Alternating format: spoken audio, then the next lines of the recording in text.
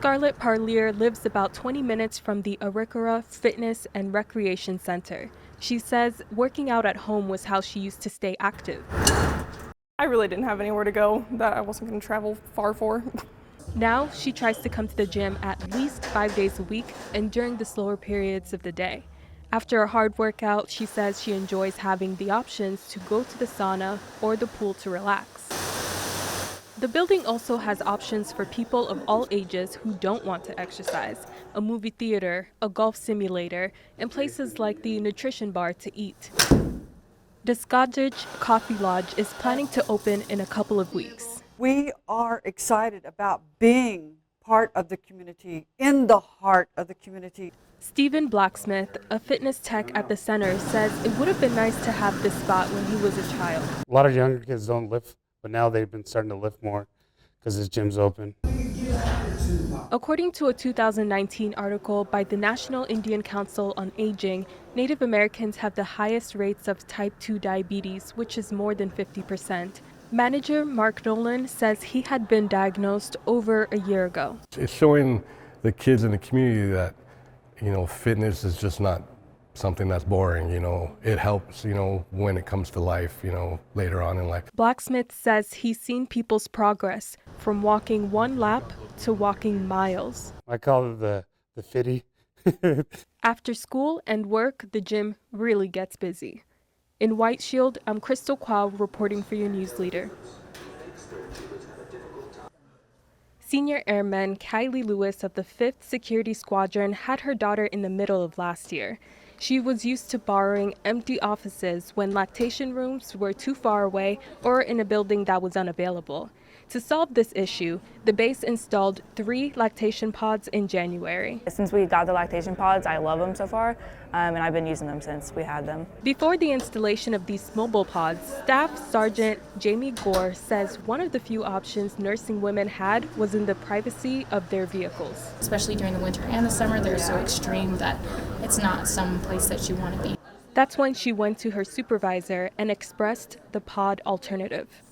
They had lactation rooms, but she says it's not always convenient.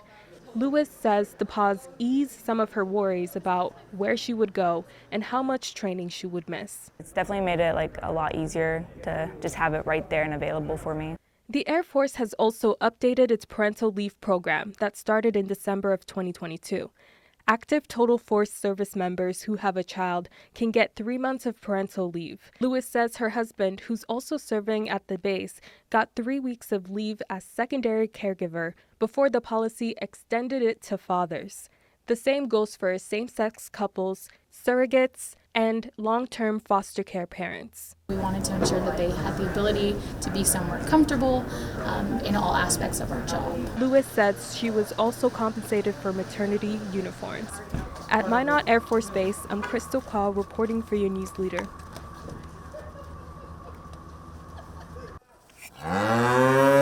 Taking care of calves in their early years requires a significant amount of attention to ensure their well-being. Rancher Peyton Sandbach says calves are checked every 2 hours, including overnight, to make sure they are healthy. Most of the time, we calve them all, in the big group in the barn. We'll lock the closer ones in the back part of the barn so it stays a little bit warmer for them. James Rogers, a forage crops production specialist with the NDSU Extension, says hygiene and bedding is important to keep animals disease-free. When snow starts to melt, Rogers says keeping them out of the mud is good management practice. Just when they're laying in mud, we can have mud get on the udders of the cow, which then the calf is trying to nurse and nursing a dirty udder. Ranchers keep an extra eye on the heifers, who are often 2 years old when they begin breeding. They still have some growing left to do, so they're a little bit smaller. Rogers says they have higher nutritional requirements versus the more mature cows who regain their strength quicker. For immature calves, they require higher nutrition, such as high-quality hay. She still needs to grow, she still needs to milk that calf, and she still needs to rebreed. Cows are tasked with reproducing every year to maintain the high economic demand. In Dax, I'm Crystal Quao reporting for your news leader. Marshall LaRock, a Turtle Mountain Community College alumni with a 4-year degree in the Anishinaabe language, came to Belcourt Thursday to celebrate the history of his alma mater. Every time you come to something like this, you hear new stories about our community, the history, how it was built. Lancelot Ager, one of several founders of the college, says they started the school from scratch. They operated wherever space was available. They even began teaching classes in high schools at nighttime. Ager says anytime a building in town was abandoned, they took it. There was a laundromat across the road that became our vocational building, our welding building. And then there was a post office that converted to a bar, became our Arrowhead Printing. Zelma Pelchi, tribal councilwoman and former teacher at the school in its early years, says they didn't have decent buildings. We had a flood, and the basement there at the old hospital flooded, and oh my goodness, it reeked of fuel oil. Over time, issues with funding and facilities improved. Donna Dubois Thomas has been employed at the school since 1981. When I worked for the Indian movement, American Indian movement, I knew they were making history too, but left and came here, and so it's history. After Donna's first 3 years, it was accredited as a college.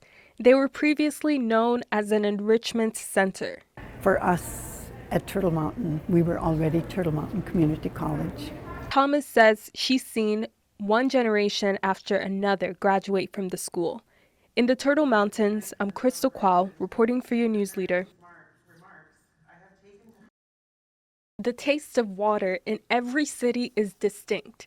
Last year, Fargo earned the title of North Dakota's best tasting drinking water, according to the American Water Works Association.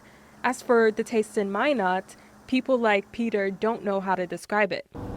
I've lived in so many different places that each water has just a different taste.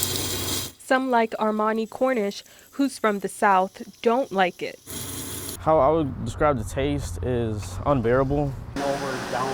Mark Paddock, superintendent of Minot's water treatment plant, says he gets a lot of comments about the taste. Many people say it's unfit for human consumption, or it tastes bitter, or some people will say it tastes like there's a lot of chemicals in it. Paddock, as well as Chauncey Klein, a longtime Minot resident, says the water tastes good. I don't have a problem. I make my shakes with it. Paddock says factors that affect water's taste is the source and the treatment methods. The EPA is examining the Safe Drinking Water Act guidelines and looking for new contaminants that may harm the public. The water which supplies Minot and nearby rural communities comes from the Sundre and Minot aquifers. After the water is softened, it gets purified in here, put in storage, and the rest flows into people's homes.